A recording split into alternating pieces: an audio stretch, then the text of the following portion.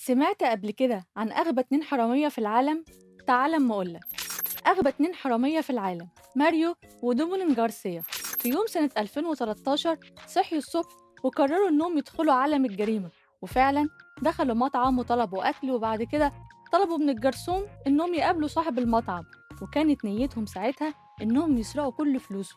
ولما قابلوا صاحب المطعم هددوه بالمسدس اللي معاه وقالوا له: يا تجيب كل الفلوس اللي معاك يا إما هنقتلك.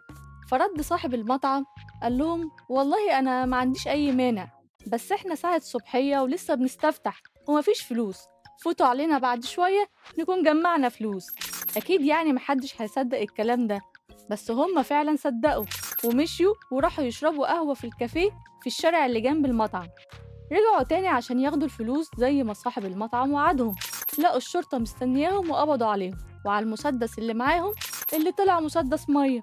في النهاية اعتزل ماريو دومينون جارسيا عالم الجريمة للأبد، ودي كانت أول وآخر مرة، والسبب غبائهم. استنوني في حلقة جديدة وموضوع جديد مع منار عبد العزيز.